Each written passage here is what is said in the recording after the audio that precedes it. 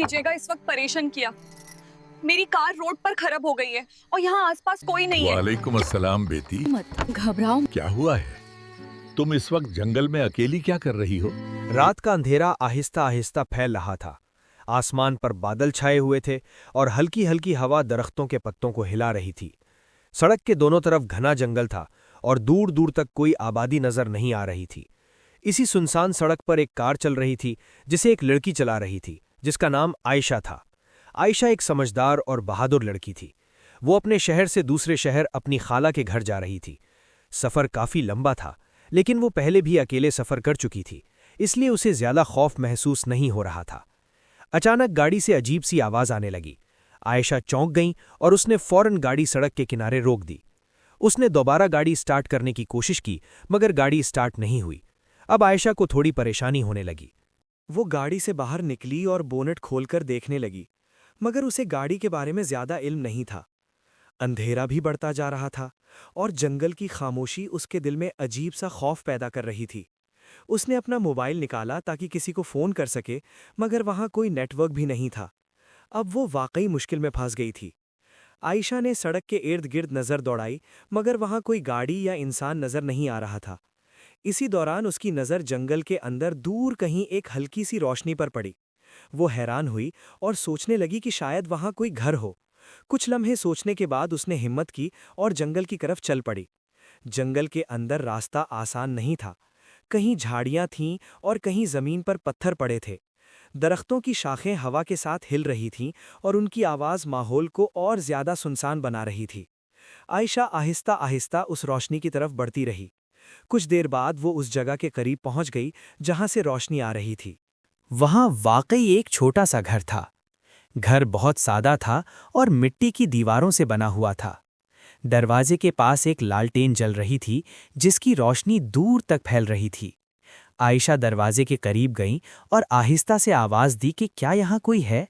कुछ लम्हे खामोशी रही, फिर अंदर से बूढ़े आदमी की आवाज आई कि कौन है बेटी। दरवाज़ा खुला और एक बूढ़ा आदमी बाहर आया। उसकी लंबी सफ़ेद दाढ़ी थी और हाथ में एक लकड़ी की लाठी थी। उसने हैरानी से आयशा को देखा और पूछा कि बेटी, तुम इस वक्त जंगल में क्या कर रही हो? आयशा ने अदब से सलाम किया और कहा कि बाबा जी, मेरी गाड़ी सड़क पर खराब हो गई है और यहाँ कोई नहीं था, इसीलिए मैं मदद ढूंढते हुए यहाँ तक आ गई हूँ।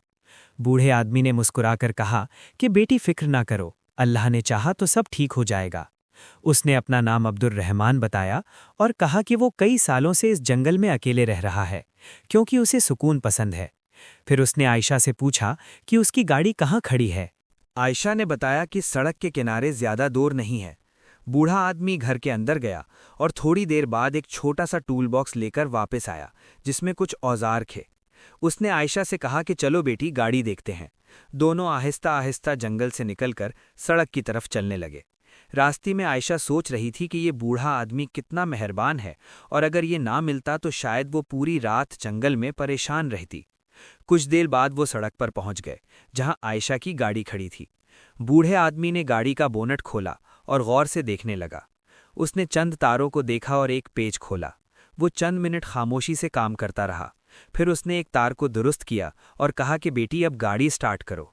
आयशा गाड़ी में बैठी और उसने चाबी घुमाई तो गाड़ी फौरन स्टार्ट हो गई। आयशा खुशी से बाहर आई और बोली कि बाबा जी, आपने तो मेरी बहुत बड़ी मुश्किल हल कर दी। बूढ़े आदमी ने मुस्कुराकर कहा कि बेटी, किसी की मदद करना ही असल खुशी है। आयशा ने कहा कि बाबा जी, मैं आपको कुछ पैसे देना चाहती हूँ, मगर बूढ़े आदमी ने फौरन इनकार कर दिया और कहा कि नहीं बेटी, मैंने ये काम पैसों के लिए नहीं किया। आयशा ने हैरानी से पूछा कि फिर क्यों किया। बूढ़े आदमी ने आसमान की तरफ देखकर कहा कि अल्लाह ने हमें एक दूसरे की मदद के लिए पैदा किया है। अगर आज मैं तुम्हारी मदद करूंगा तो कल तुम किसी और की मदद करोगी और इसी तरह दुनिया में अच्छाई फैलती रहेगी। आयशा को उसकी बात बहुत अच्छी लगी। बूढ़े आदमी ने कहा कि अब रात हो रही है, इसलिए तुम जल्दी अपने सफ़र पर निकल जाओ। आयशा ने शुक्रिया अदा किया और वादा किया कि वो हमेशा ज़रूरतमंद लोगों की मदद करेगी। फिर वो अपनी गाड़ी में बैठकर रवाना हो गई। जाते हुए उसने पीछे मुड़कर देखा तो बूढ़ा आदमी लालटेन की रोशनी में खड़ा मुस्कुरा रहा था। कुछ दिन बाद जब आयशा शहर में जा रही थी तो उसने सड़क के किनारे एक औरत को देखा जिसकी मोटरसाइकिल खराब हो गई थी और वो परेशान खड़ी थी। लोग गुजर रहे थे मगर कोई उसकी मदद नहीं कर रहा था। عائشہ نے فوراً اپنی گاڑی روکی اور اس عورت کے پاس جا کر کہا کہ فکر نہ کریں، میں آپ کی مدد کرتی ہوں۔ اس لمحے اسے جنگل والا بوڑھا یاد آ گیا اور وہ مسکرا دی، کیونکہ اب وہ سمجھ چکی تھی کہ کسی کی مدد کرنا واقعی سب سے بڑی نیکی ہے۔ سبق: زندگی میں اگر ہمیں کسی کی مدد کرنے کا موقع ملے تو ہمیں ضرور مدد کرنی چاہیے، کیونکہ ایک چھوٹی سی نیکی بھی دنیا میں بہت بڑی خوشی اور اچھائی پھیلا سکتی ہے۔